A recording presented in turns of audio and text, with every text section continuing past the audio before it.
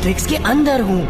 अब इस बात में कोई भी शक नहीं है कि ओमनीट्रिक्स और अल्टीमेट्रिक्स बेन 10 के यूनिवर्स के काफी पावरफुल डिवाइस हैं और ये पूरे यूनिवर्स को खत्म करने की भी दम रखते हैं। लेकिन क्या आपको पता है कि ओमनीट्रिक्स के अंदर एक खुद का वर्ल्ड होता है, जैसे कि एक पैरेलल वर्ल्ड होता है, जैसे कि हमारे वर्ल्ड के ही जैसा कोई और वर्ल्ड होता है वैसे ही ओमनीट्रिक्स में होता है। लेकिन ये ओमनीट्रिक्स में रियल वर्ल्ड नहीं होता, क्योंकि ओमनीट्रिक्स में जितने भी वर्ल्ड होते हैं वो सारे के सारे प्रोग्राम के तौर पर होते हैं। लेकिन ओमनीट्रिक्स के वर्ल्ड और हमारे रियल वर्ल्ड में कोई भी आसानी से फर्क नहीं बता सकता। और हाँ, बेन 10 की सीरीज में बेन 10 भी कई बार ओमनीट्रिक्स के अंदर जा चुका है। ओमनीट्रिक्स क्या, वो अल्टीमेट्रिक्स के अंदर भी जा चुका है। और हर बार जब भी बेन ओमनीट्रिक्स और अल्टीमेट्रिक्स के अंदर गया है तो हर बार उसे कुछ न कुछ अलग देखने को मिला है, क्योंकि हम सभी लोग जानते हैं कि प्रोग्राम हमेशा अपडेट होता रहता है। इसीलिए कोई भी सॉफ्टवेयर या प्रोग्राम अपडेट होने के बाद पहले के जैसा नहीं होता। और बेन 10 की सीरीज में बेन 10 कई बार ओमनीट्रिक्स के अंदर जा चुका है। और आज की इस वीडियो में मैं आपको बताने वाला हूँ टॉप 4 टाइम जब बेन 10 ओमनीट्रिक्स के अंदर चला गया।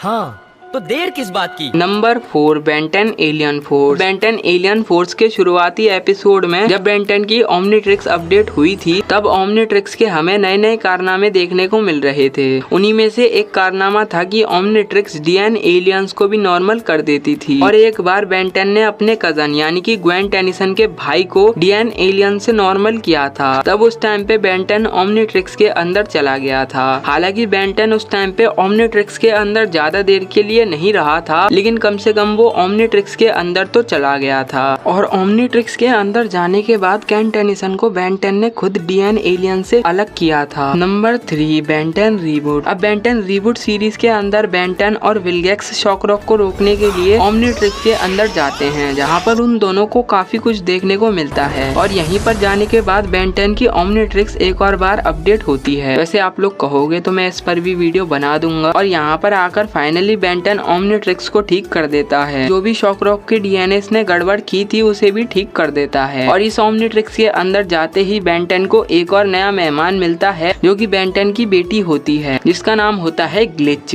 और जो कि सेम टू सेम बेन 10 की तरह ही दिखती थी। और ये एपिसोड पूरे 3 पार्ट्स में डिवाइड थे और इन तीनों एपिसोडों में बेन 10 ओमनीट्रिक्स के अंदर ही रहता है। Number 2, destroy all aliens. अब मैं इस सीन को सोच रहा था कि नंबर 1 पर रखूंगा, लेकिन इस सीन में ज्यादा कुछ नहीं हुआ था। हालांकि हमें सीजीआई काफी मस्त देखने को मिला और इसके सीजीआई स्टाइल को देखने के बाद मेरे को इस इवेंट को नंबर 1 पर रखना चाहिए था, लेकिन हम यहाँ पर इवेंटों को रैंक कर रहे हैं, ना कि उसके सीजीआई को। लेकिन सच में यार ये इवेंट भी काफी मस्त था।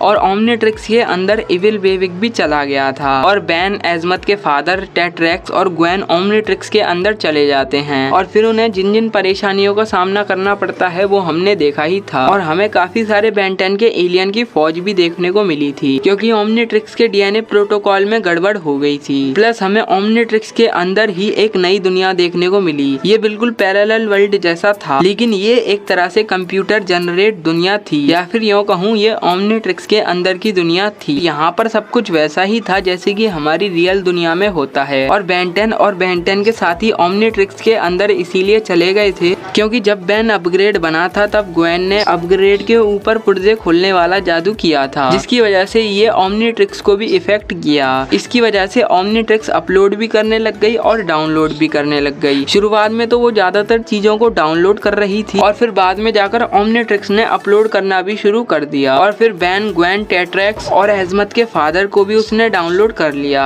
और इसी ओमनीट्रिक्स के अपलोड डाउनलोड की वजह से जो हमारे एजमत थे वो इविल बेविक बन गए थे। और यार डिस्ट्रॉय ऑल एलियन की स्टोरी मेरे को काफी पसंद आई थी। अब पहले हमें लगा था कि इविल बेविक ने एजमत को मारा है, लेकिन बाद में हमें पता चला कि एक्चुअल में एजमत ही इविल बेविक थे। Number 1, Ben 10 ultimate alien. Ben 10 ultimate alien series के अंदर बेन 10 के अल्टीमेट एलियन जिंदा हो गए थे, यानी कि उनके सेटिएंट फॉर्म बन गए थे और वो अल्टीमेट्रिक्स के अंदर कैद थे। और वो ये सोचते थे कि बेन टेनिसन ही वो कारण है जिसकी वजह से वो अल्टीमेट्रिक्स के अंदर हैं। और जब बेन 10 ने अल्टीमेट ह्यूमंगसौर का यूज किया तो सेटिएंट अल्टीमेट ह्यूमंगसौर बेन 10 पर हावी हो गया और वो बेन 10 को खुद अल्टीमेट्रिक्स के अंदर ले गया। और सारे के सारे अल्टीमेट एलियन यही चाहते थे कि बेन 10 अपना सेक्रीफाइस कर दे और हमें अल्टीमेट्रिक्स की एक नई ही दुनिया देखने को मिली थी। बेन 10 के सभी अल्टीमेट एलियन को जिंदा होते हुए देखने के बाद बेन 10 ही क्या सभी बेन 10 फैन भी चौंक गए थे। सोच के देखो, अगर बेन 10 के सारे एलियन जिंदा हो जाते तो क्या होता। हालांकि ये कॉन्सेप्ट हमें एक बार बेन 10 डेस्ट्रॉय ऑल एलियन में भी दिखाया गया था। बेन 10 डेस्ट्रॉय ऑल एलियन में जब बेन 10 सपना देख रहा होता है। तो बस आज की इस वीडियो में इतना ही। अगर वीडियो पसंद आई हो तो वीडियो को लाइक कर दो, चैनल को सब्सक्राइब करके बेल आइकन को प्रेस कर दो और अपने दोस्तों के साथ भी इस वीडियो को शेयर कर देना। नहीं उसे गुड बाय कह लेने दो।